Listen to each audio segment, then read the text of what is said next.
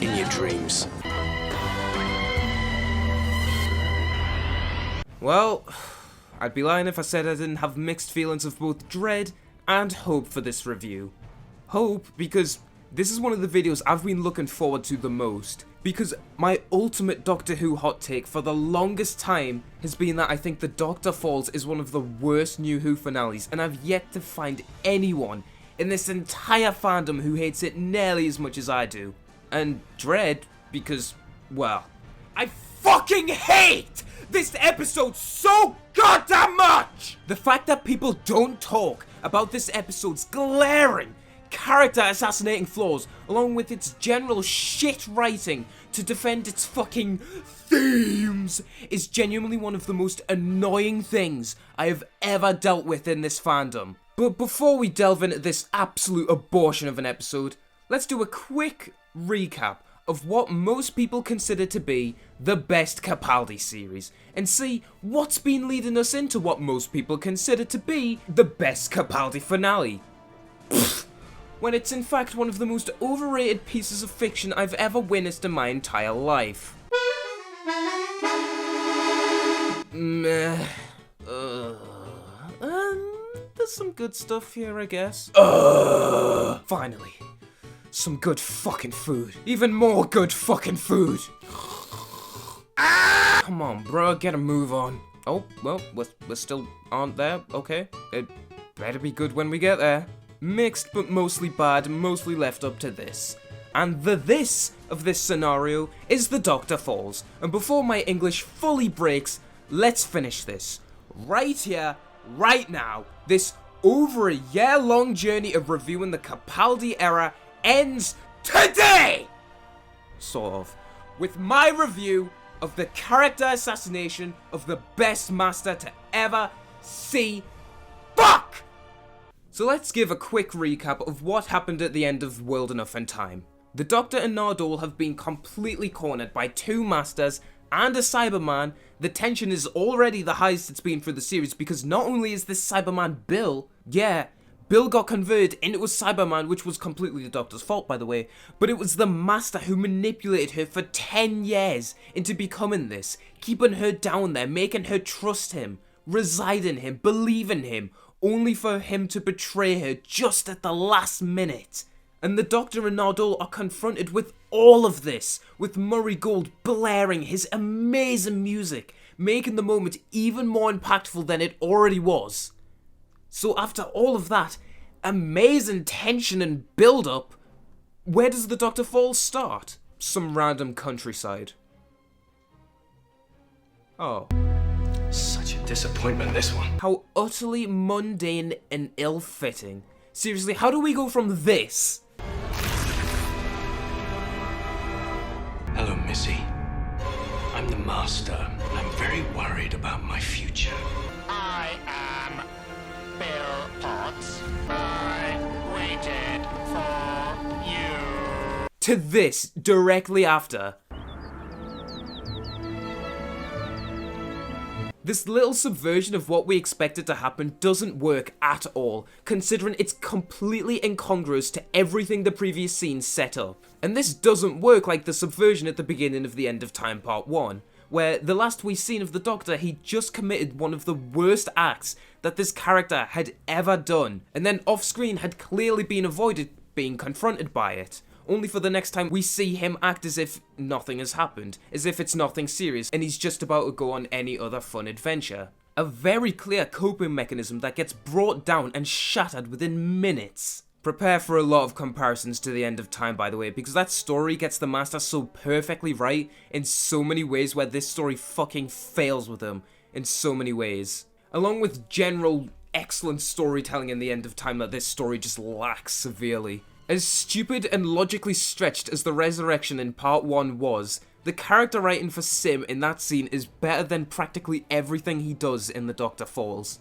Credit where credit is due, however, as dull as a place as this is to set this grand finale following such an amazing cliffhanger, this location was set up at the beginning of The Doctor Falls in an establishing shot, so we do actually have a reason to be in this boring field for a whole episode.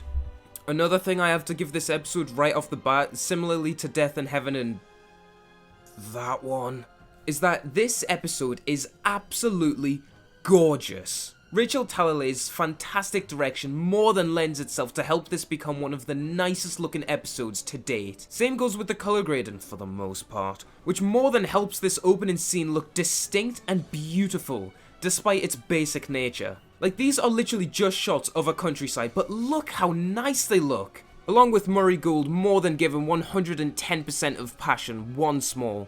So yeah, the production superficial elements of this episode are excellent. Now let's talk about the writing. The shots showing some of the patients tied up as scarecrows helps this episode establish how cyber conversion has affected the rest of the ship. And this is a detail that was also set up in the previous part of the story, which is neat. However, I do just have to question, right, so this is a solar farm floor, right?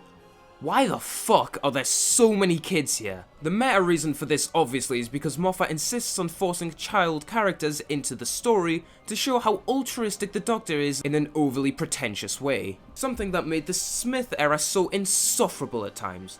But luckily it got more toned down over the years. But in universe, there is no actual explanation for this. It doesn't even make sense to have this many kids working on a fucking farm. Do they even work here, or do they just live here?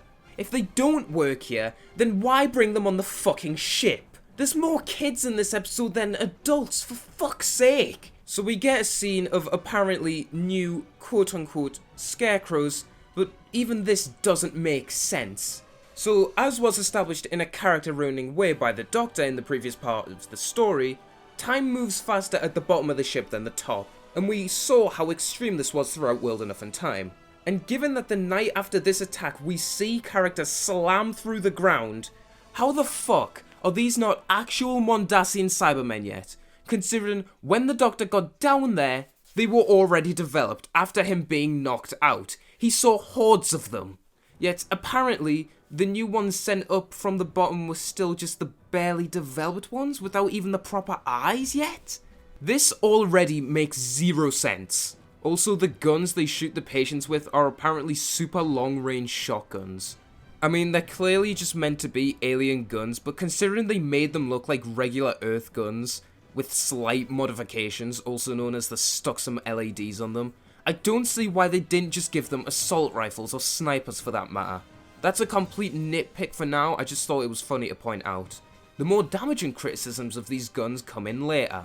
So a ship comes smashing through the ground with this weird glow effect for some reason, which is strange considering the best faith interpretation I have of this scene is that they shot the ceiling and then rammed through it, but whatever. The characters are all fine from this, by the way. Not a scratch on any of them from this. So we see an admittedly awesome looking shot of Cyber Bill carrying the Doctor from the smoke of the wreckage, showing him seemingly dead, and all of this moment's tension is smashed when you remember how World Enough and Time opened. Yeah, so already before this episode has even properly begun, we already know how low the tension is going to be because we know the Doctor isn't going to die here. So every single time this episode tries to bait his death, well, as Barbosa so famously said so long ago, I feel nothing. Because we know that no matter what happens, no matter how it happens, he ends up back in the TARDIS so that you can go to some random fucking ice planet and start screaming there. When I told you last time that stupid cold open was immersion shattering, I really did mean it. We're only 3 minutes in, by the way. So the titles roll and what? No Michelle Gomez or John Simm? Instant 3 out of 10, practically unplayable garbage. So the episode properly starts with the Masters talking to the Doctor about how he's died before, and asking if he has any requests. I have no problem with this bit, it's actually in character and it is pretty good overall. Those aren't words I'm gonna be saying much. That's then followed by this strange black and white section which I'm not really a fan of for many reasons that pop up later, but I'll be honest, even in the moment, this moment feels so out of place. The distractingly shit frame rate and the black and white are so annoying to watch. I know that for specific reviews, I boost the episode's FPS from 25 to 60, but because this moment was captured in such a strange way, look at how bad it looks here, seriously. Anyway, the Masters slap the Doctor around and Nardole runs away. Inspector over your neck pinch. Yeah, I studied their martial arts for a while, actually.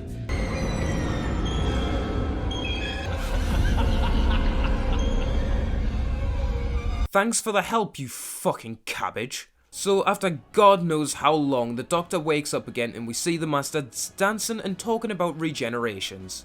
I wonder how long they've been doing this for, since throughout this whole episode neither of them have any sort of plan of any description and just sort of sit around waiting to leave. Would have been nice if instead of this scene of ball tickling about another ending for a character who should have just stayed dead, we heard them discussing, you know, plans for ruling the universe, maybe trying to take back Gallifrey, you know, anything! Because despite the fact that Missy has always had shitty motivations for the things she does, and that the things that she does are usually fucking nonsense, the Simm Master always had great motivation for what he did in both of his previous stories, whether they be for domination of any sort or search of self. So the Masters waffle about killing him, and I might as well say this now, because I'll have very little praise for either of their characters in this story, but both John Simm and Michelle Gomez bounce off each other so brilliantly in this story. Their chemistry is always believable, and they do have a very mischievous vibe, and honestly, if either of them had any basic competence and threat in this story, I would say that this is one of the best dynamics we have ever seen in the show. But since they don't, I'll just say that they have great chemistry, but story-wise and character-wise, there's not much there. 10 years you spent up there, chatting. Even the Master knows that the Doctor taking so long up there was bullshit. So we do get a subtle moment that I do like where, despite the fact that both Masters are tormenting him about the fact they killed Bill, he doesn't give them any reaction and moves on, which is a pretty neat detail. Unfortunately, what he moves on to is part one of many in this story of destroying the Simm Master's character completely. So Moffat tries to explain how the Simm Master is here, since, in headcanon, his final scene he dies in the Time War saving the Doctor's life. Unfortunately though, we can't talk about my headcanon here, so let's talk about what would have happened. The Master still saved the Doctor's life in the end of time, but instead of dying in the Time War because Moffat saved Gallifrey, the Time Lords fixed the Master and kicked him out. It was a mutual kicking me out.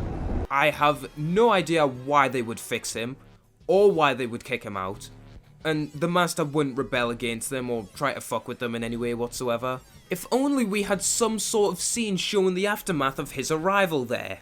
Maybe after he killed Rassilon and forced him to regenerate, he blackmailed the remaining Time Lords on the Council there into fixing him before he escaped in the TARDIS to do whatever he pleased. Or, after blackmailing them into fixing him, he rules Gallifrey for a bit since he has the upper hand against Rassilon, and he could have stolen his gauntlet or something. Anything but just, oh, they fixed me and I got kicked out. Like, come on! You know what makes this worse as well? The fucking get on with it phase of series 10 just didn't even need to exist. Why don't you just fucking destroy the Eaters of Light, have it replaced with World Enough and Time, and then episode 11 of the series is an episode following the Simm Master after the events of the end of time? Is there any fucking reason why we couldn't have had that? It would have been so fucking interesting. We could have had an episode, a Doctorless episode, a Doctor Light episode. Know how fucking long it's been since we had one of them. We could have had one of them following the Master. You fucking idiot, retard, cunt! We could have had a Master solo story. You know how fucking desperately this fucking show needs one of them? And it could have explained shit in a more interesting way than just being like, oh, you know, the fixers and the kicked us out. Like, what? You're so fucking shit at your own job! You're an embarrassment! You're on your way to Gallifrey. Well, I didn't stay. Why would I stay? Oh, I don't know, to rule, to conquer, general megalomaniac things that would have driven you in the past when you were a more interesting character. You fucking cunt! On top of that, apparently the Master has always been bad at driving the TARDIS, so that's how he ended up here. Strange, the Simm Master didn't seem to have any difficulty flying the TARDIS in Utopia when the thing was fucking locked, and he managed to push a leeway of like 18 months. When he was stealing the TARDIS, the only thing I could do was fuse the coordinates. He could only travel between the year 100 trillion and the last place the TARDIS landed. A little leeway? Well, 18 months? Tops. The most it could have been here is 18 months. And he didn't seem to have any issue converting it into a paradox machine, something that I imagine was very fucking difficult considering the Doctor's shock when he saw it. But nah, the Master was that incompetent that he managed to crash into this ship and couldn't manage to fly the TARDIS out of it afterwards. How fucking badly must he have crashed the TARDIS if he couldn't even fly it after the fact? They later explain that he flew that close to the event horizon of the black hole, that fast, that the dematerialization circuit short-circuited. Jesus fucking Christ. How am I meant to believe that the uber-competent god from Series 3 in the specials would do something this stupid? The Simm Master was one of the single most intelligent villains this show had ever seen without being infallible or too overpowered. In Series 3, it was his dismissal of the human race and his arrogance that led him to his downfall. In the specials, it was being way too out of his element and dealing with threats that were simply more powerful than him, putting him in his place in the universe, which almost set him on a fucking existential crisis that you can see in his expressions alone. But within the first fucking 6 minutes of this episode, it isn't his arrogance that led him to his downfall. It wasn't dealing with opponents that were simply more powerful than him. It was him being a fucking idiot, driving a TARDIS poorly and getting it fucking stuck. And that's not all, because on top of that, we get some more contrived cat piss. Apparently, what he did once he crash landed here was that predictable that the Doctor on his first guess gets every detail of what he did right. Because the Doctor could totally always read what the Simm Master's plan was, and totally didn't get outsmarted by him twice. Also, the 10th Doctor is way more intelligent than the 12th Doctor, so keep that fact in mind as well. So what the Master did was crash land, take over the place and rule it. Nothing wrong yet. And then people rebelled against him and overthrown him.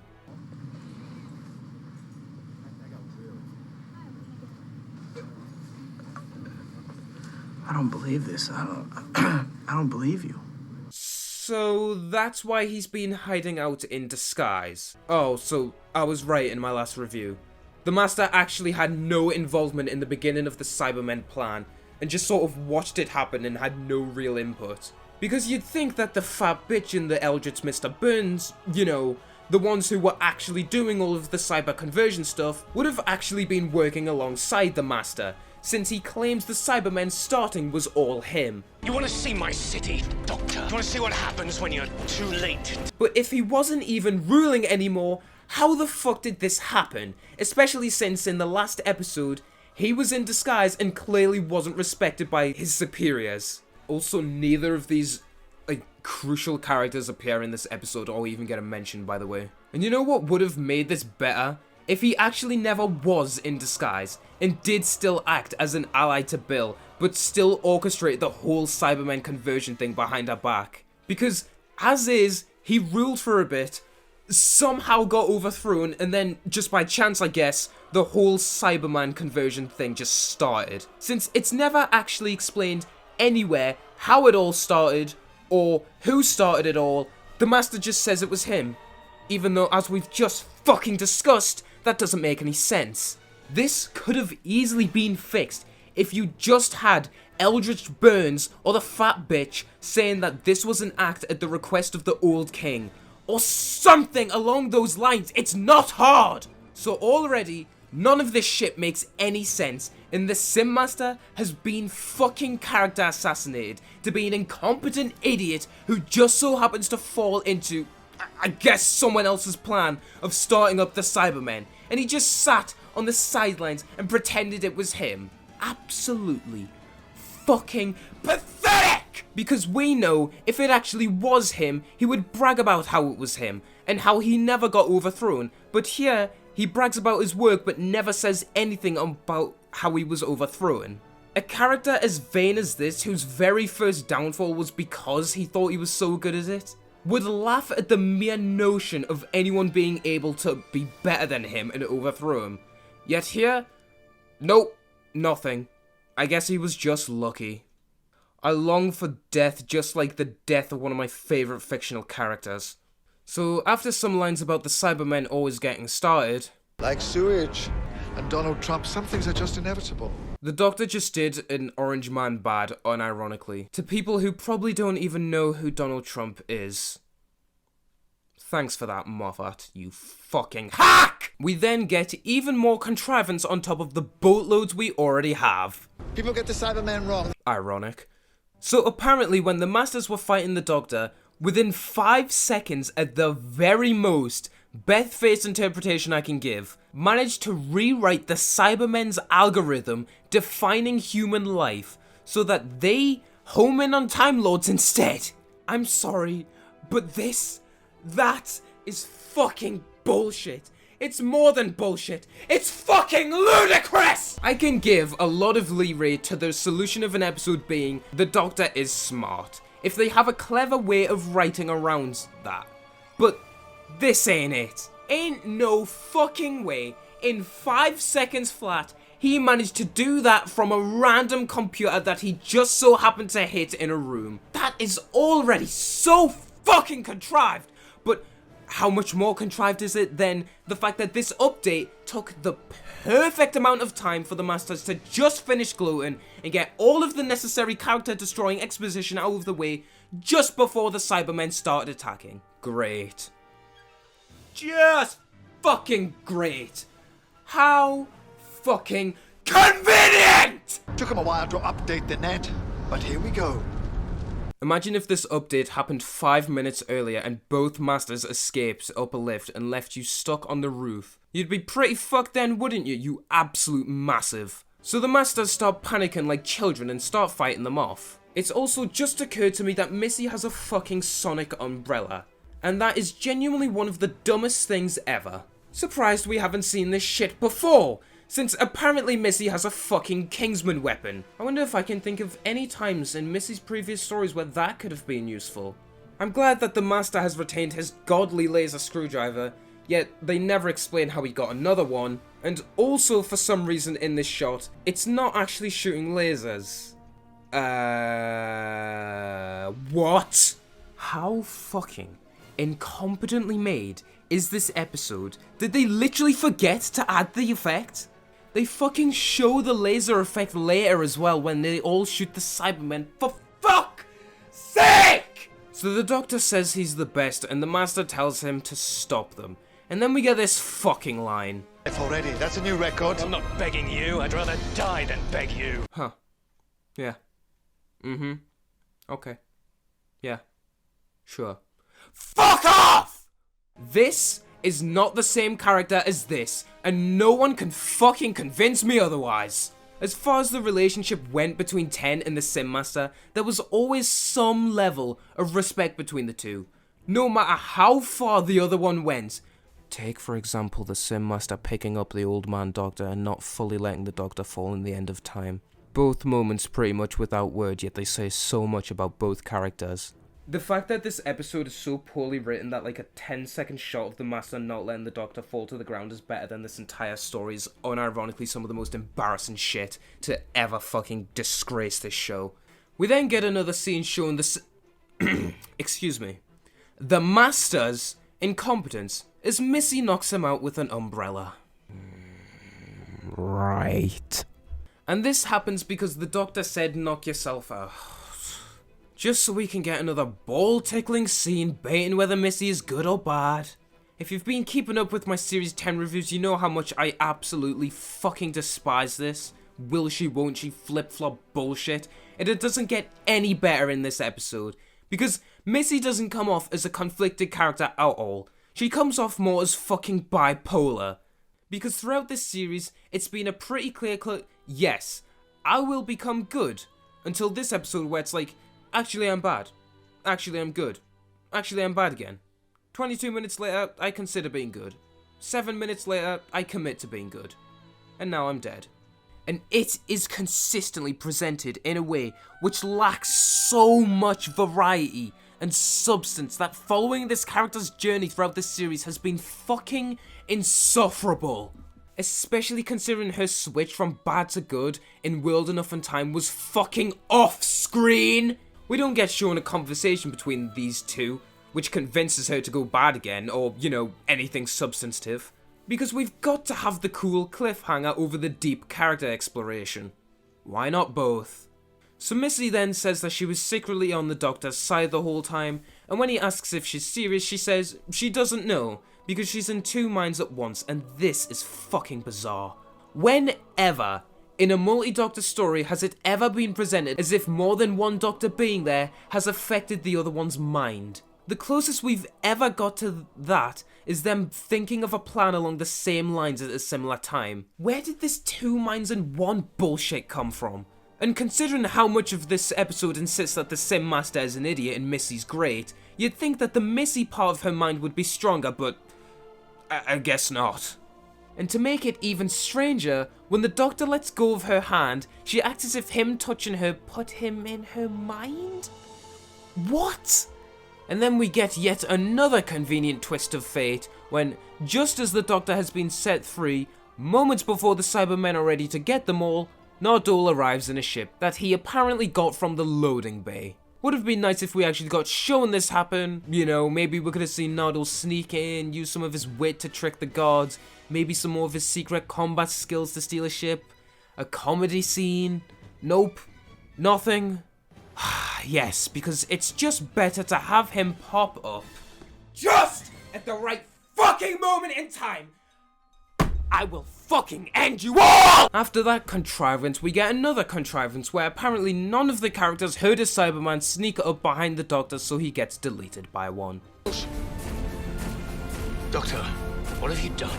Why is the characters becoming death a repeating fucking meme in Moffat scripts? I think another one of the only good Missy scenes for her terrible arc is here, when we see when the Doctor is being grabbed, she instinctually goes to pick up the laser screwdriver to save him. Which is actually a good moment, as when characters are thrust into unexpected surprises like this, and we see what their instinct is to do, I think it's a great way to define their character. However, it's pretty stupid that the Master left the thing on the floor, and that little great moment is almost immediately undermined within seconds when she goes to leave him for dead. Can this episode please commit to having one good element which isn't ruined within seconds? So we get an admittedly funny moment when both of the Masters say to Nardole that the Doctor's dead and he always hated him. But once again, why didn't the Master try to start flying the ship away the second he got in? The Simm Master might have been the closest we've ever seen the Master and the Doctor's relationship, but the character has never given a shit about the companions. I'm surprised he didn't just immediately throw Nardole out of the seat and start flying away. Especially since at this point he wouldn't and shouldn't trust Missy considering what she just did to him. It's almost as if the Master isn't an intelligent character. And notice how when I'm referring to this episode I specifically call him the Master and not the Simm Master. Because the Simm Master and the Master are two completely different characters. So we see that the Doctor is alive and Cyber Bill has activated. I have no problems with either of these elements yet. So we leave one interesting set piece and enter the boring one shown in the cold open. We then cut to what? I'm sorry, but no. I'm sorry, but you have got to be taking the fucking piss right now. Oh my fucking god. Okay, so before we even talk about the first scene where the characters are all here, we have to talk about this time jump.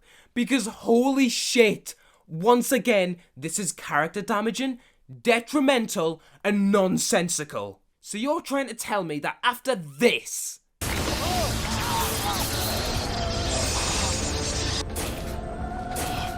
the Doctor managed to survive for another 2 fucking weeks? Bullshit!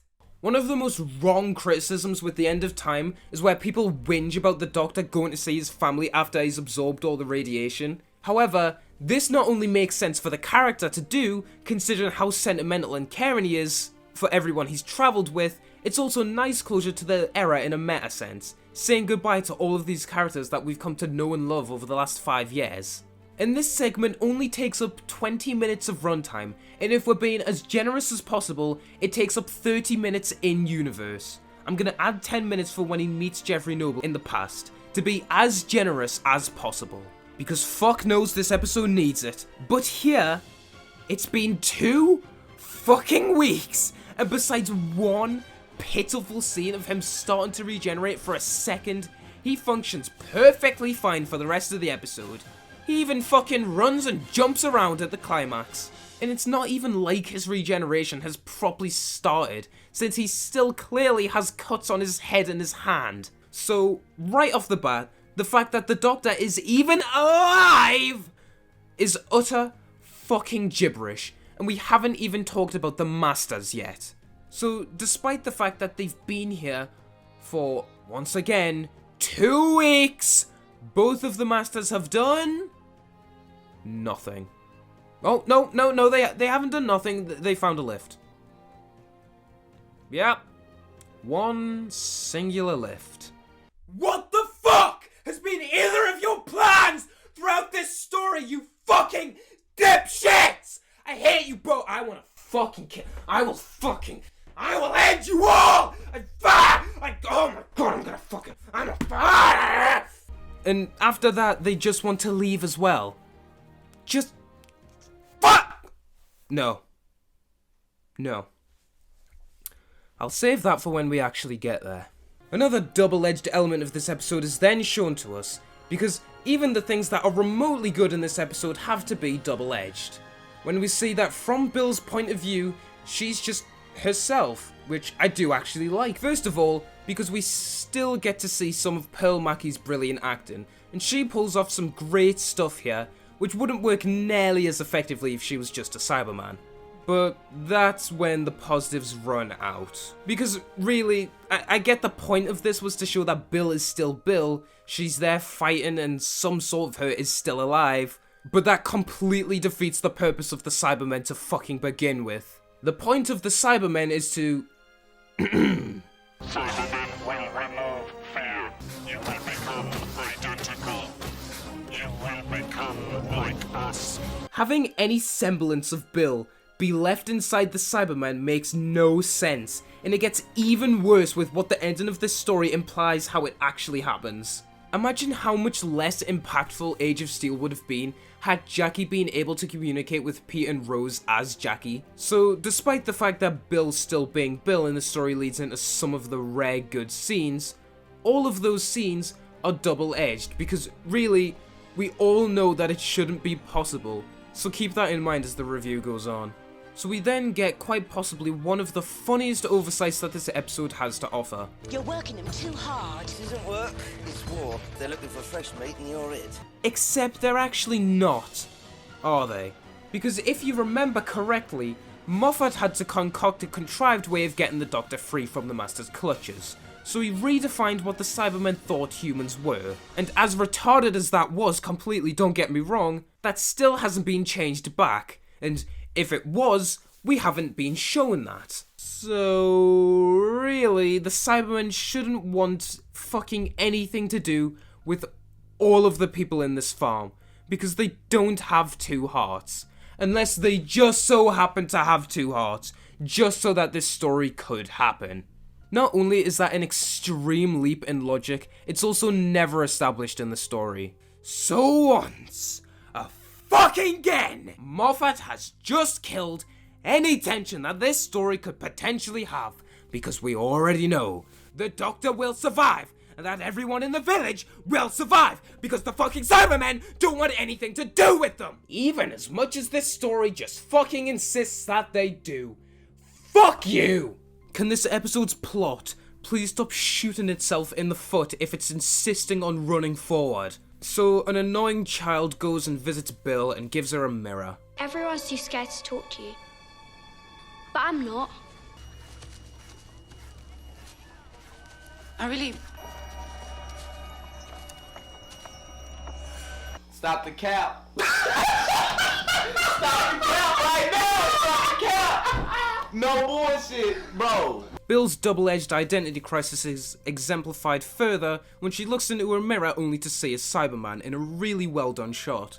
Despite the circumstance of any of the stuff with Bill happening being complete bullshit, I should mention that Bill is probably the best part about this episode, and her identity crisis because she's a Cyberman is pretty great throughout, with everyone perceiving her as a monster, getting to the point where living this nightmare is so much hell that she just would rather die with the Doctor in the end, which is actually an interesting thing to do with this character. But being the best part of an episode as bad as this one still isn't a very high bar, considering how much shit it does wrong. And like I said in my Live the Land review, Bill should have just died there, because that death would have been far more impactful than what happened in this episode. Especially considering she fucking survives as well! Like, really? Bill's inclusion in this story kind of acts as a detriment, and I honestly believe that both of these episodes would benefit from her not being there. We could have put more focus on the character who hadn't been on screen for 7 fucking years, instead of making such a big reveal of his return, only to sidelight him in almost every single scene that he's in. We legit spend more time with Bill than the fucking Master in this episode. And while the stuff with Bill is mostly good, it should not be the focus of this story at all. You fucking degenerate piece of shit! Look at any fucking advertisement for this episode ever. Do you see Bill there? Do you fuck? You see the Masters! But who gets more focus in this episode? Fucking Bill. I get it, that's an advertising fucking criticism, but not an episode, but still. The show itself made it out as if this episode was going to focus on the Master, but then doesn't. So, it still works as a criticism. While the conversation between the Doctor and Bill is actually pretty great, the highlight for me being Bill's anger at the Doctor, but even that feels severely underplayed considering what he did to her. The first thing I would have done had I seen him would actually be to slap him. And I'm usually someone who argues against forcing that into the drama, especially in the Moffat era, because most of the time it's extremely unnecessary, but this is the most severe thing a slap has ever been warranted over, yet it's one of the only times it doesn't appear. The Doctor willingly, knowingly left her down there for 10 fucking years because he was an absolute idiot and decided to explain something that didn't need explaining. And he shows no remorse for this throughout the story. But it's been 10 minutes, so she must have been down there for years. Yeah. Who the fuck do you what? Bill should be absolutely fucking raging just at the sight of him. She spent more time waiting for him than the two characters had spent together. Also, the attempt and give a really piss poor explanation of how Bill is still hanging on by saying that all that time living under the monks made her mind stronger. And once again, just stop the cap! Are we seriously expected to believe some ordinary random person who isn't particularly smart or talented can rebel against the fucking cyber programming just because?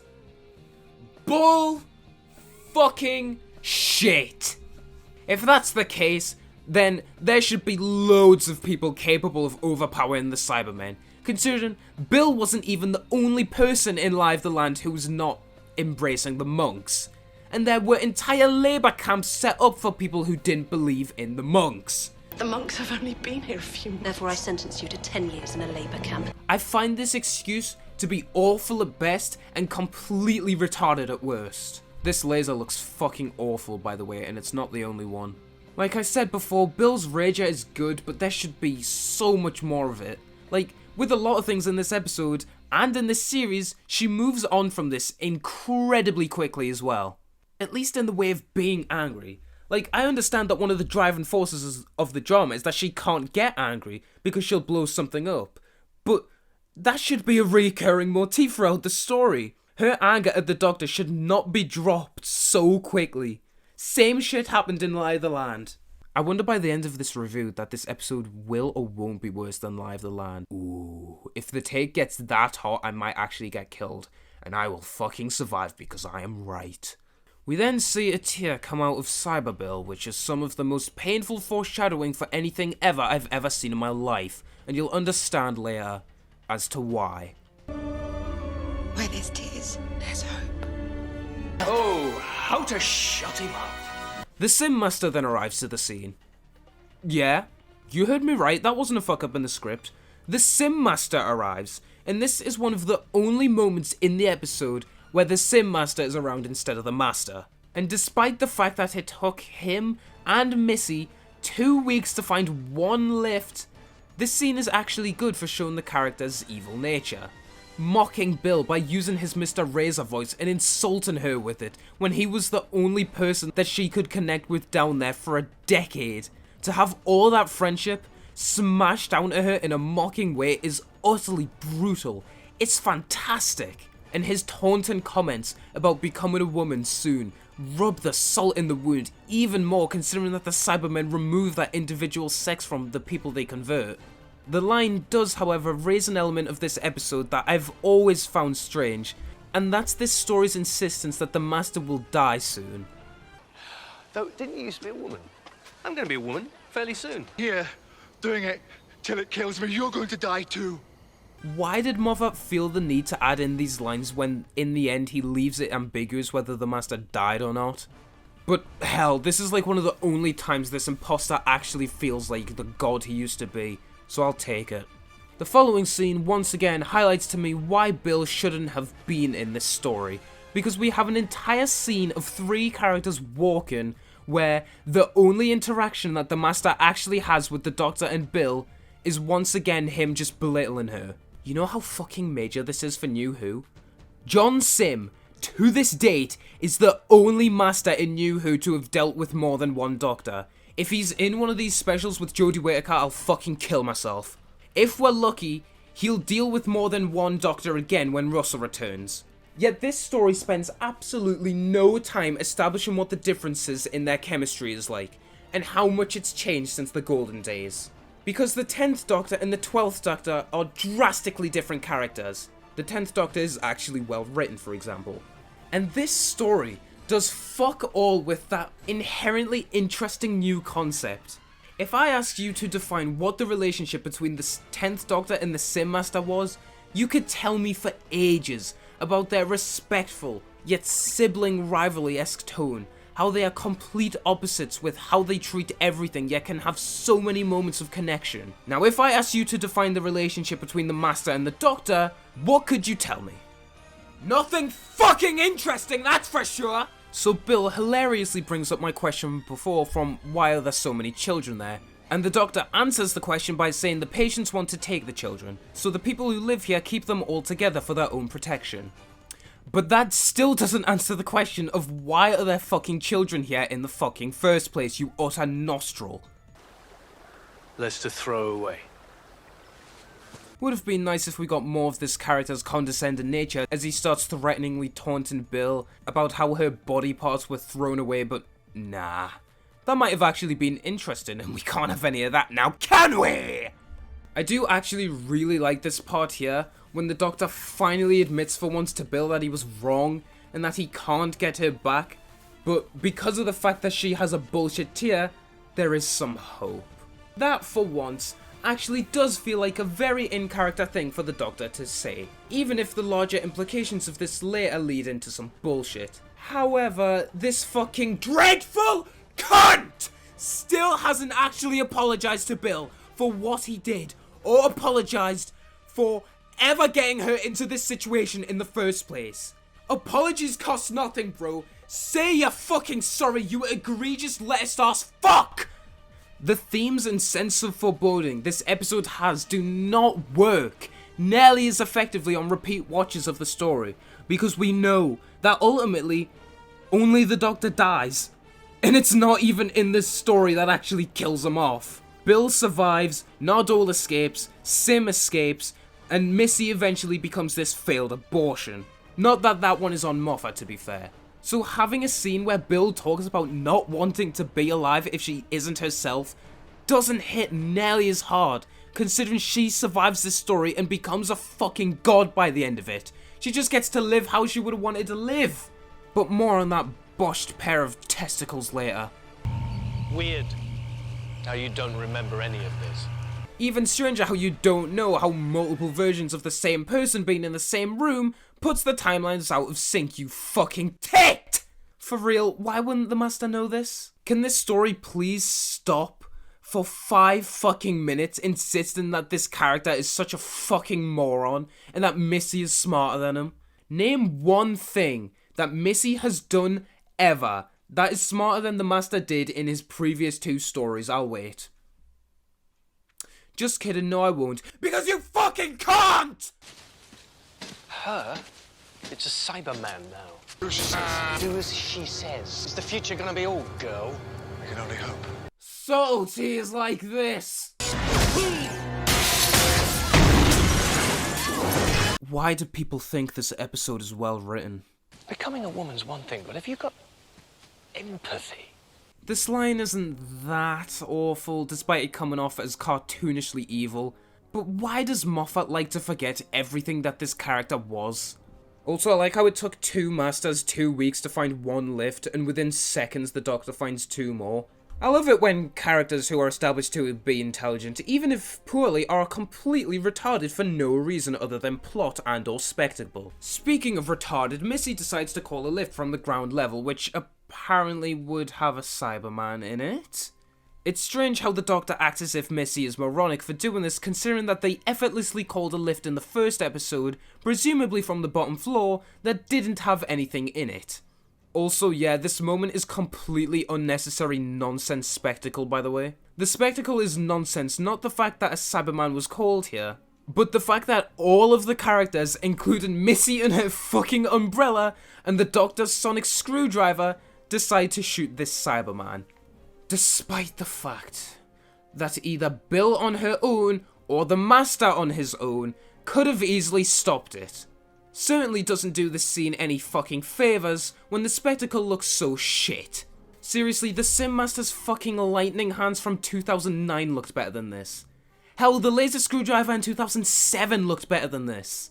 Also, I've brought up many times in the past before how I hate how Moffat makes the sonic screwdriver so OP, and that same issue plagues this story as well, since apparently the thing can fire fucking lasers. I don't care if it did it in Day of the Doctor as well. It's fucking nonsense, for the sake of spectacle there as well. Why are you pointing your screwdrivers like that? They're scientific instruments, not water pistols. And like I say every time when Moffat introduces something like this, could you possibly think of a time in the show where the fucking sonic screwdriver fucking shooting lasers would be able to help? Of course you can! You're not fucking stupid! So we find out that the Cybermen have evolved, and they can't go up and escape in the TARDIS because they can only go up 4 or 5 floors at most. It's at this point I question why doesn't the Master try to leave, considering he has no clear investment in anything that's going on here. After the scene, it's literally just him and Missy talking about leaving. No one else can go up the lifts because it would give the Cybermen too much time, but why would he care? Why wouldn't he just leave the situation? Even without Missy, since he still shouldn't trust her. But over all these years, I've always had the greatest secret of them all. I know you. Explode those ships, you kill yourself. That's the one thing you could never do. So we get some shots of the Cybermen starting their rise by flying through the ceiling. Considering one just came through a lift, I don't see why they don't just travel through the lift, instead of potentially damaging themselves going through a fucking floor like the absolute fucking troglodytes that they are. So the holy trinity of shit start hatching plans to help evacuate, and Nardole does one of the most OP things this character has ever done. You know how in the opening I was talking about how stupid it was that they use shotgun-based guns for long-range weapons and they should just use assault rifle-based weapons instead? Well, that becomes even stupider when, apparently, just because Nardole knows how to hack a gun, somehow, he makes it so that they can do this. What the fuck? Are you fucking serious? Where the fuck did he even get this laptop from? And if it's from the farm, then how have none of these fucking degenerate moron pieces of shit figured out how to do this yet? Like, Nardole is smart, but he does this within literal seconds, man! Why does everything in this episode happen in such a fucking contrived way? It's actually insane! And look how big these explosions are. The weaponry is nowhere near that effective in the end. If it was this fucking good, it could wipe the Cybermen out within minutes. And hell, since we don't actually get an explanation on how he does this, what's the limit? Couldn't he just blow up the lower levels of the ship, destroying where the cyber foundries even are? I don't see why not, considering what the Doctor does in the end anyway. Also, how fucking stupid is it that the Doctor takes that technology onto his sonic screwdriver and decided to run guns blazing into the forest instead of going on the fucking floor above and blowing it up from there? I despise this episode so fucking much, and looking at it in depth has only made it worse. Also, despite the stakes being raised, this episode doesn't half feel dull as dishwater, considering that there's all of these characters through the story who we just don't care about, besides the main ones, and even they've all been fucked to some extent. Nardole throughout this story is pretty much the only one to come out unscathed, but even he can't escape being in a massive contrivance every couple minutes. So we get another scene of the Masters being stupid. And this is where it's fully revealed how the Master crashed his TARDIS and broke it like the fucking moron that he apparently is. This guy used to be one of my favourite characters in fiction, and watching him get reduced and simplified in such an insufferable way makes me genuinely fucking furious. Is it wrong that I... Yes. What the fuck is wrong with you, you inbred clap degenerate piece of shit, imposter among us fucking derpy twat! So we get a cringy scene of one of the only characters on the farm to get any character whatsoever flirting with Nardole. Once again, I can't really act as if I blame her for this, but fucking hell, this episode's characterization is pitiful on all fronts. Who loved you? I have officially found someone worse at flirting than me. Didn't think it was possible, lads, but there might be some hope for me yet. I'm not human. I'll try anything once. Guys! Do you get it? Because sex! That's funny, right?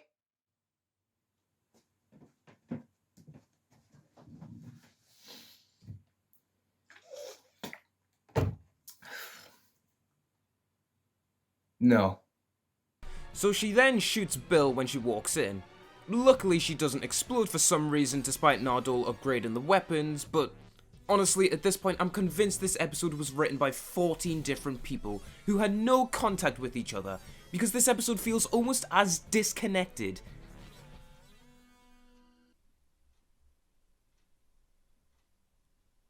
as this sentence was. And like how I've said before, that Bill being in this episode gets in the way of more character writing for the Master, it doesn't help that scenes attempting to develop the people on the farm, who we're meant to give a shit about, also get brushed to the side to make way for more Bill. A character who should be fucking dead! Is that my gun? Oh, no, I don't like guns. It ain't that simple, and considering you pretty much use one later, I don't see why you even had this line in the first place. Oh, like, what was even the point of this? You're good at throwing. Better than all the boys. Is this woke BBC propaganda? That's it. I'm shutting it down. Hashtag not my doctor. Hashtag defund the BBC. Trying to push their woke left propaganda on our children. Disgusting. Imagine actually saying shit like that unironically.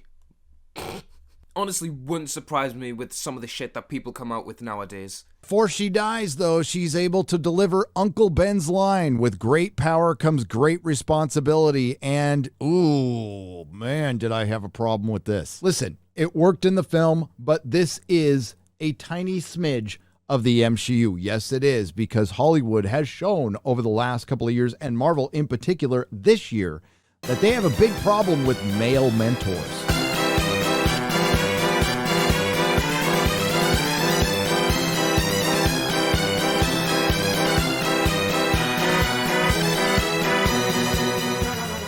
So the Cybermen arrive and the Doctor gives the girl an apple, and we then get my single most despised scene in this entire fucking show. And you're probably wondering why. Rightfully so. Let me explain. So the two Masters who were sat on a wall for some reason tell the Doctor that they're going to leave. But before they do, they want to know what his plan is, and so he tells them. It's then explained to us that the Doctor can't properly win because the Cybermen will just keep coming no matter how far up he puts the people. If only he had some sort of weapon he could use to wipe out an entire floor. Wait, haven't I complained about this before? So the Masters say he can't win and they fuck off, and this is what makes way for one of the best speeches this show has ever seen. Seriously, a speech on why the Doctor does what he does, one of the few scenes in the show which is perfectly complemented by having no music, with Capaldi's wonderful acting absolutely shining here. I do what I do because it's right! And above all, it's kind. Genuinely fucking excellent. A moral grandstand against both of the Masters, trying to convince them to stay with him and fight. And when the Doctor says to the Master, "What would you die for?" I thought to myself, yes! Finally! An actual acknowledgement of this character's past and how he's even here. His sacrifice to save the Doctor's life is one of the best scenes in the entire show, and it has finally been referenced in a meaningful way.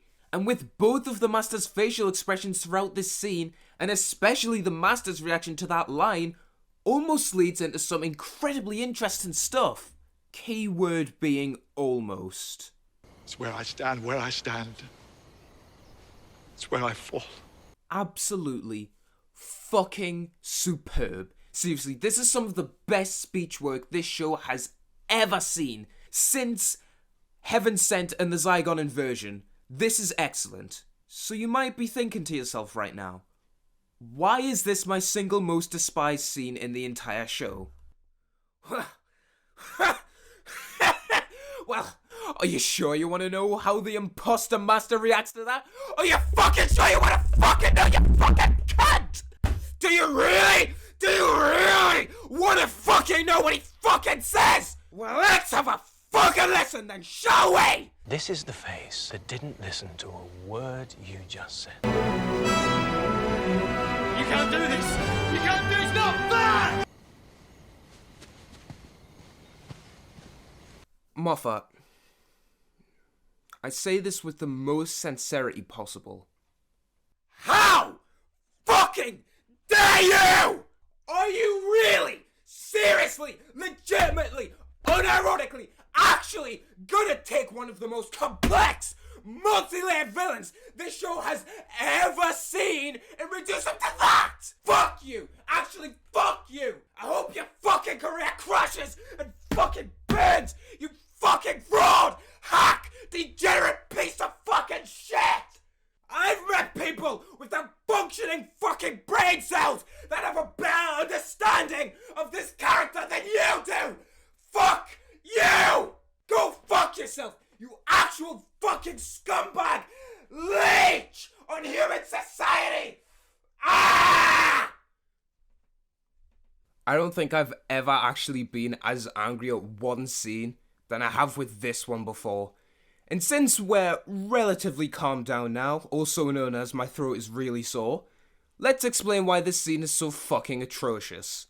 The Simm Master as a character is one defined by his confliction in the end of time and by his relationship with the Doctor in both of these stories. As much as Missy in Series 10 tried to be this, she never got even as close to being as complex as the Simm Master was. Constantly, in both of his stories, the most interesting part about them was his relationship with the Doctor. One first defined by jealousy and spite, that he was the one true survivor of the Time War. No. It's my turn. Revenge. Best served hot. Only in his final, most vulnerable story does he come to accept the Doctor as his friend again, and despite his many mistakes and horrible misdeeds in that story, caused by his megalomaniac energy and his search of self in that story. The story where his mere existence and purpose is brought into question for the Simm Master to finally accept the Doctor as his true friend again, where, despite all of the stuff they've went through, he still forgives him and lets him live. Meaning, so that when the Doctor is about to die at the hand of Rassilon, he sacrifices it all to save him. The very opposite of what he did in the Series 3 finale when he let himself die out of spite. Dying in your arms. Happy now? You're not dying, don't be stupid. It's only a bullet. Just regenerate. No, I guess you don't know me so well. I refuse. Get out of the way. Get out of the way. You did this to me! All of my life! You made me!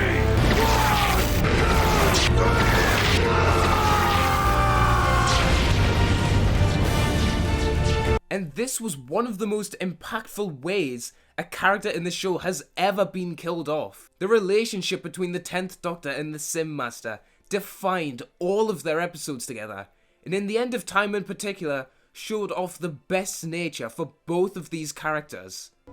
Don't know what I'd be without that noise. Wonder what I'd be without you.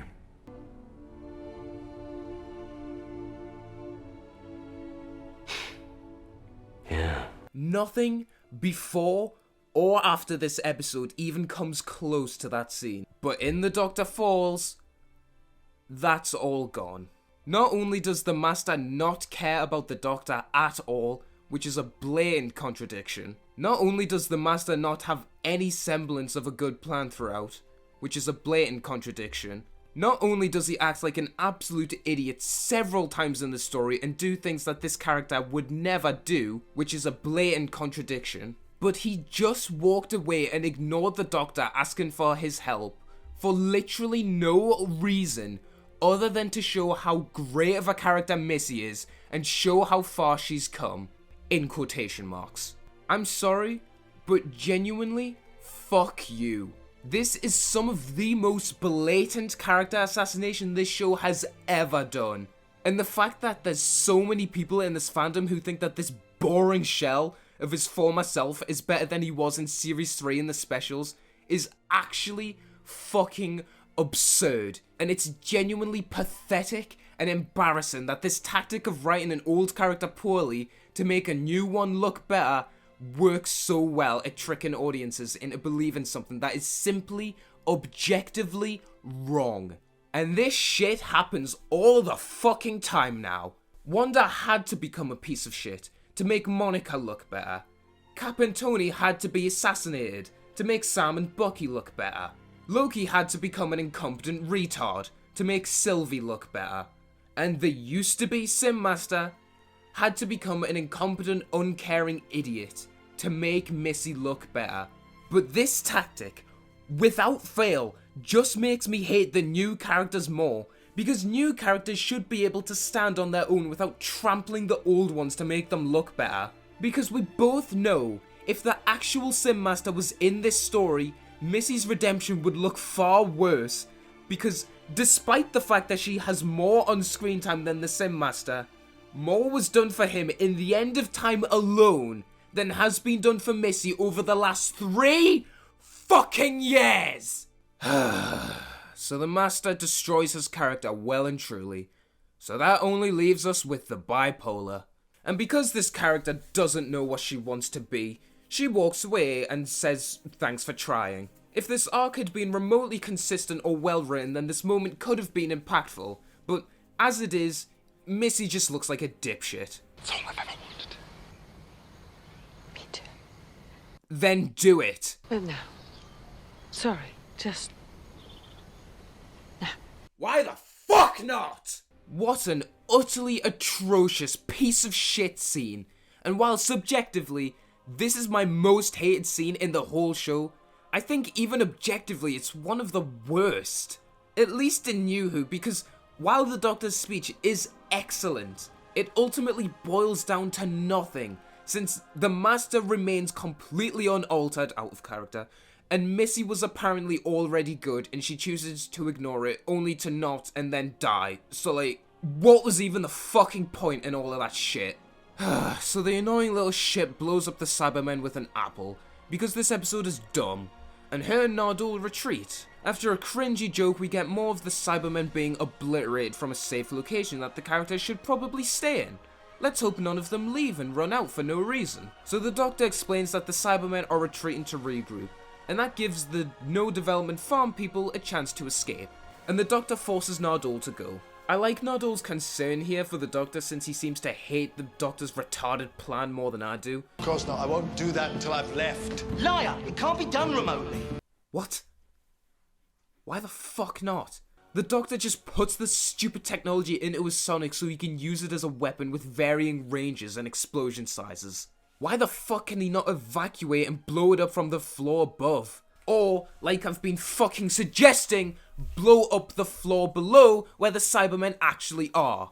Nardole also says he'd rather die than look after humans, which is actually hilarious, not gonna lie, but I don't think it was supposed to be. We then get a really strange moment where, to convince Nardole on which one of them should stay, he says which one of us is stronger.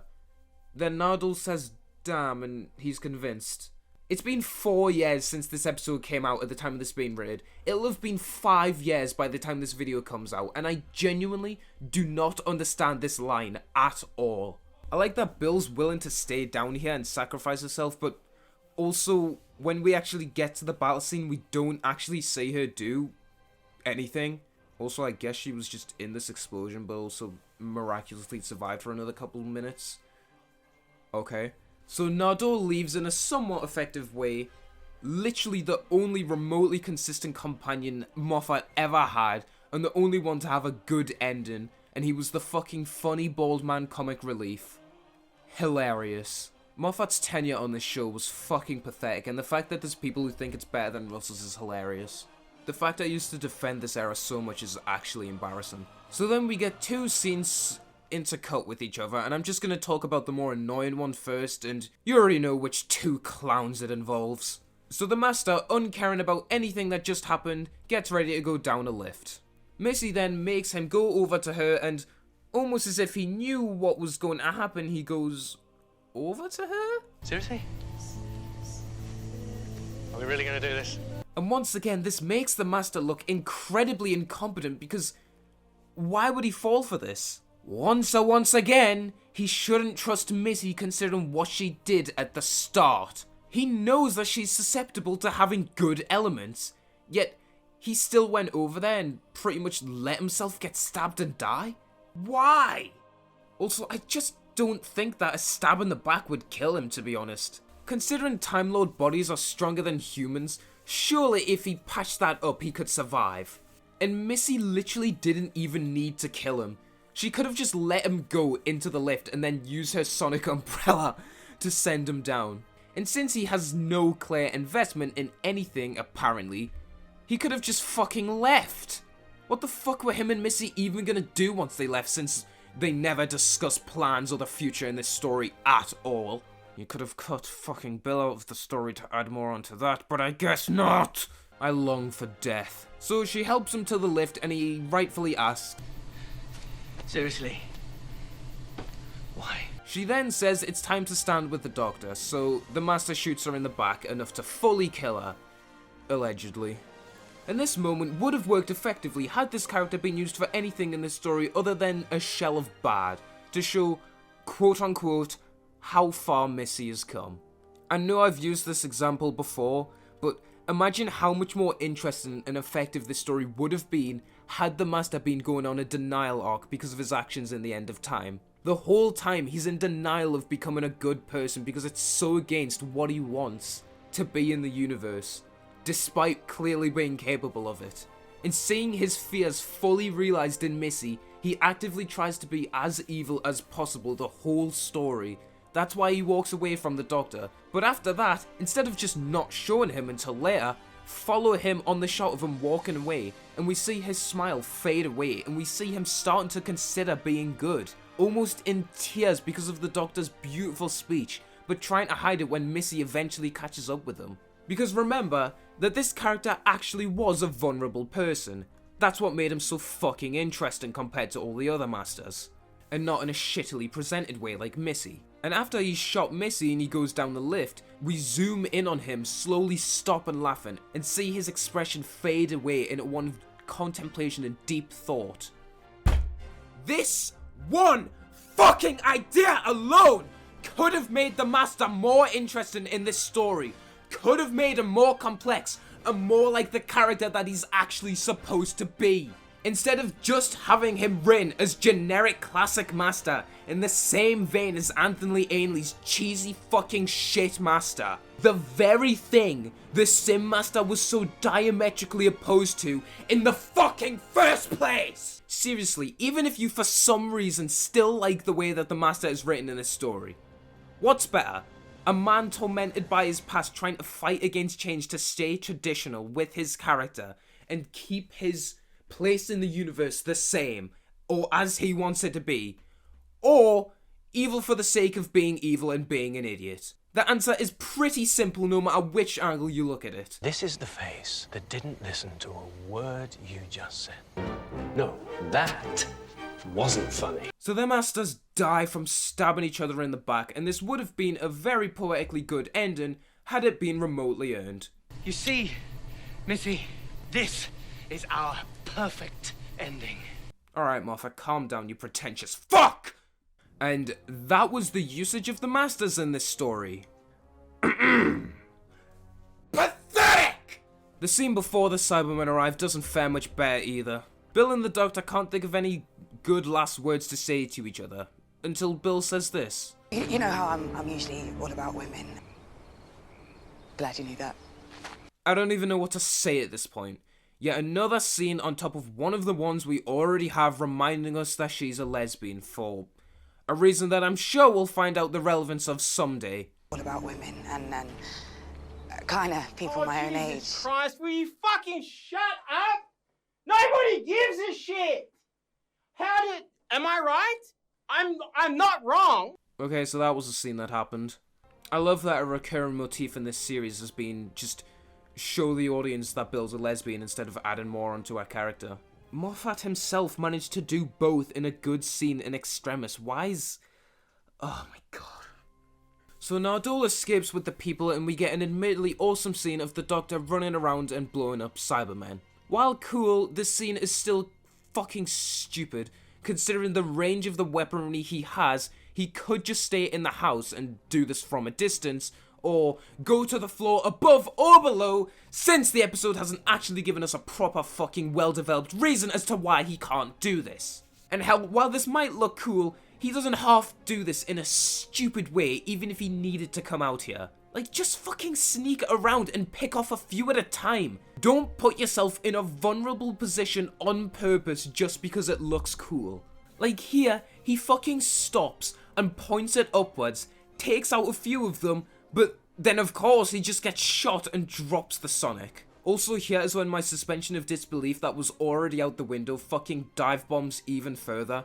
When the Doctor, while already putting off a regeneration for 2 weeks, gets shot by a Cyberman 3 fucking times and twice before he even falls to the ground. This man should be fucking dead already. He doesn't need any more bollocks plot armor than he already has. Also, he's surrounded by Cybermen for ages and they can all see that he's still alive, yet they don't laser him for some reason. I wonder if anything bad's gonna happen from their incompetence shown in this scene. Oh. Why am I even surprised by this episode's uselessness at this point? And considering that the Doctor can apparently make explosions that are that big, I don't see why he didn't just do this in the fucking first place if he insisted on making this a suicide mission. So the Doctor somehow survived this for a couple seconds and he gets a good line about there being no stars. At least he can rest knowing that he saved a bunch of people from the Cybermen. Oh wait, no he can't, because it's not like he blew up the floors below or saved anyone above the floor. So literally, this entire episode boiled down is pointless, because with the Doctor gone and Nardole not taking any weapons with him, every single one of these fucking people are going to die anyway. The Doctor might have wiped out this floor, but the cyber foundries are still a thing. So... fuck this episode so much! I actually want to fucking die! What about the Cybermen? Well, the Doctor's destroyed most of them. What do you mean? No, he didn't! Not unless all of them got sent up to that floor. No. No fucking way. Could we possibly have a moment of stupidity to match all of the Daleks going in the TARDIS in Revolution? Surely not, right? Right? You know Hasran? Yes. I think she likes you. No fucking shit. So there's just about 10 minutes left of this episode now. I wonder how many times it can spit in our faces in that time. So Cyber Bill, somehow not engulfed in all of this, goes and dies next to the Doctor. And once again, this is a really nice way to end Bill's character. Do they fuck it up again? Of course they do. Are you even surprised at this point? Have you seen the other, like, fucking hour of this review? And you want... Oh. And you wanna fucking know how? Are you sure? Are you surely sure? Are you sure, you sure, you sure? That stupid fucking blue piss puddle bitch from the pilot. You know, the one that had next to no chemistry with Bill, and Bill had better chemistry with a random girl in 2 minutes than her. Well, she comes back and not only brings Bill back to life in her human form, but fucking makes her an immortal puddle god. What the fuck is even happening in this episode anymore? It's so fucking awful. Why couldn't Moffat, for once, for fucking once, just keep characters dead? It would have been so much more impactful than whatever this stupid Tismic fuckery is! Ah! This is genuinely one of the stupidest Deus Ex Machinas that this show has ever seen. The fact that anyone defends this horseshit is actually embarrassing. And if you have ever defended this by saying it was set up in the pilot so it makes sense, you should be fucking ashamed of yourself. Also, since the tears look the same as in the pilot as the ones that come out of Cyber Bill, is the implication of this that Heather is the reason that Bill could fight the cyber conversion and live the way that she did throughout this episode?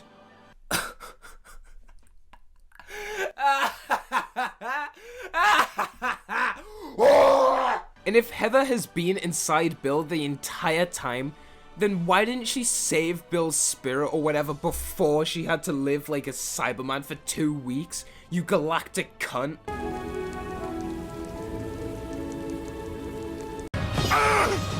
It should have been me, not him! It's not fair! Also, it's strange how the piss puddle bitch acts completely different in this episode than she did in the pilot, where she just screamed and creepily followed throughout. Now, she's just normal. Guess we didn't need to see that transition either. So somehow they bring the Doctor to the TARDIS. I just don't care anymore. How can you fly the TARDIS? I'm the pilot. Can fly anything. Oh, fuck off, you chronic narcissist! Can fly anything. Even you. Do you get it? Because sex! That's funny, right?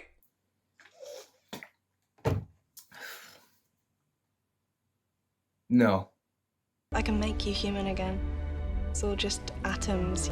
It's up to you, Bill. I cannot believe that I'm actually about to do this post-Hellbent and Unbridled Catastrophe. But at least in Hellbent, Clara still does have to die. She might take however fucking long she needs to, which completely defeated the point of her fucking death being so swift and harsh, but at least we know she still does have to die. But here, not only does Bill not have to die, but she can literally live as an immortal piss puddle god for the rest of time. This episode is almost on the same tier as Hellbent, and that is actually terrifying. On top of the fact that Hellbent actually did something better than this episode as well. Holy shit. I wish for the viewing experience of this living excrement to be over. So after some flowery dialogue about the Doctor not being dead before Bill puts an immortal bit of piss on him, which later brings him back. Huh. Wow. If only Heather brought him back to life. Thanks, you uncaring, washed out, gorgeous bitch. Wait, one of them's a compliment. So the Doctor wakes up then, and for some bizarre reason decides that he doesn't want to regenerate anymore? Where the fuck did this come from? Whenever has it been established that 12 of all Doctors wouldn't be willing to let go? especially considering he was willing to sacrifice himself for all of these people and this? Doctor, let it go. Time enough. A few minutes later. I don't want to change again. Will not change! Never again! So Capaldi overacts 10 and 11's final words before throwing a completely unwarranted and out of nowhere tantrum about changing. Imagine actually thinking that this is better than the end of time. Also, friendly reminder that you should be fucking dead! Yep. Nope. He still has an hour worth of adventure left to dick around with another character that Moffat well and truly assassinates. Fuck this episode and everything it stands for. I hope that it fucking rots. Wow.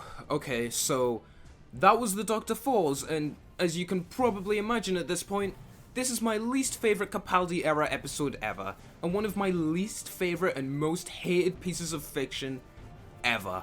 While there's definitely episodes of Doctor Who that are objectively worse than this one, for me, this episode is systematic of everything I fucking despise about Moffat's writing and his era as a whole. Overly pretentious bullshit, thinking of outcomes but not knowing how to get there, awful character writing, style over substance, general nonsense, and ruining amazing concepts with his own incompetence. Where do I even begin with this one? I guess with the plot, which is an absolute slog through and through. Seriously, why the fuck? After World Enough and Time had some excellent Cybermen build-up, warts and all, did this part of the story feel the need to completely brush them aside for most of the time, and then when they show up, they act completely incompetently, and somehow manage to kill at failing the Doctor? Wait. Although this story itself struggles to kill him because, my, the plot armor is high in this one. So not only can the Doctor survive this, and this, all of which should have killed him by the way, but he goes on to live for at least another fucking hour after all of that. It makes no fucking sense that he survives most of this. It's some of the most overt plot armor this show has ever seen. And while the Doctor survives all of that, the Master apparently dies from one stab wound. Pathetic. Coming from the person known for clinging onto life in no matter which way possible. This fucker resorted to pretty much cannibalism before letting himself die, and you seriously expect me to believe that a stab wound would kill him? Sure. Whatever. And Bill also has a shit ton of plot armor as well, because hers is just straight up immunity. This story literally bends over backwards so that she can survive all the stupid nonsense events that happen. She shouldn't even be in this fucking story as well, man. She should have just died in Lie of the Land, and this story should have been about the Masters pushing the Doctor to evil and him fighting against it. Because, once again, my ideas are just better than everything in this fucking story. Besides the Cybermen slowly being drip-fed to us throughout this episode, they don't really have much plot to speak of, considering that neither of the Masters have any sort of plan, besides just leaving, which even then, that takes them an incredibly stupidly long time to act out and eventually do. And speaking on that, let's talk about the characters of this one, because my god, they're in a half bag of mixed extreme proportions. First of all, the Doctor. While luckily nowhere near as bad as his last finale, the Doctor is still pretty weak in this episode. Despite actually having a few good scenes that work effectively for different reasons, he still shows absolutely no remorse for what he did to Bill in World Enough and Time, and doesn't apologise to her once. Fucker says sorry for lying about being blind but not making her suffer for 10 years for literally no reason. So the Doctor is mostly meh in this episode. What about Bill? Well, similarly to Nardole, it's not as much a problem with the character herself in this episode, it's more so to do with the situations that she's thrusted into. Like her being able to live as a Cyberman the way she does makes zero sense. Despite them having some good scenes as her as a Cyberman, they're all double-edged because they are inherently built on a plot hole.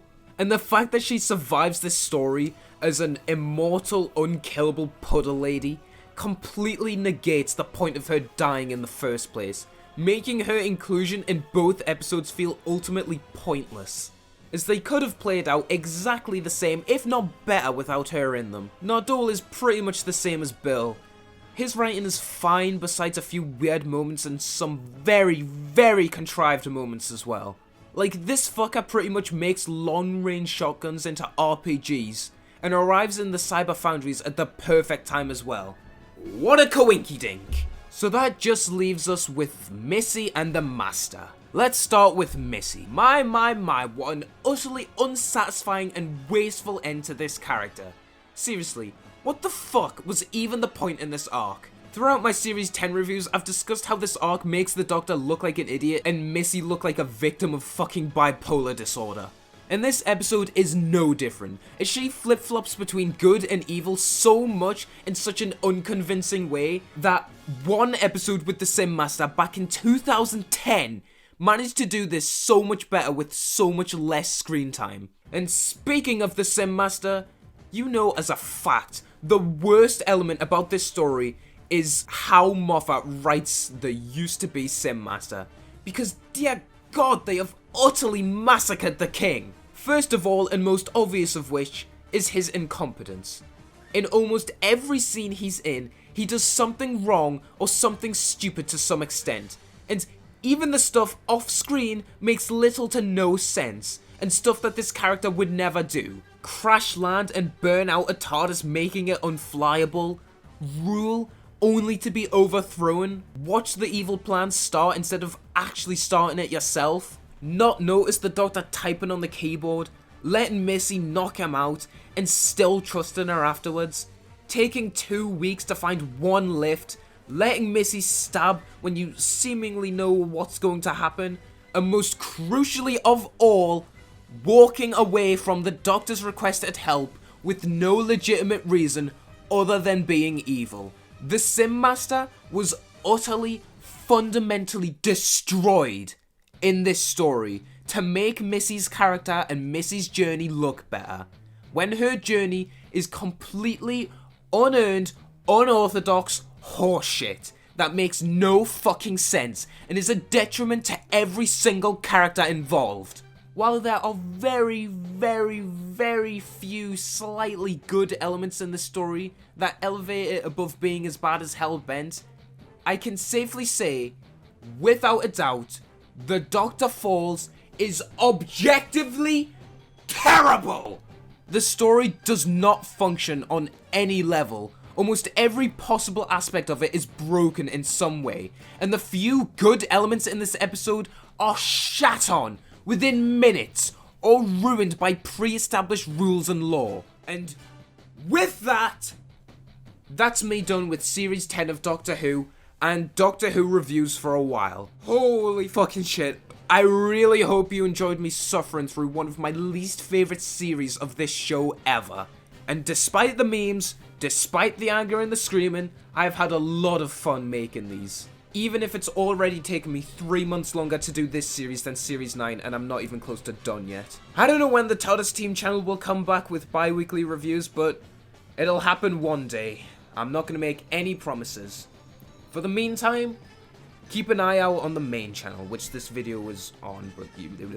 Goodbye, and I really hope you enjoyed this. Donate to my Patreon, which I don't have. Alright, unpopular opinion, but this motherfucker, that's a warm-up version of this motherfucker. This is the face that didn't listen to a word you just said. No. Please. Please don't say that. I don't like you! This guy fucking sucks. Look at him. Smug fucking piece of shit. This is an admirable human being.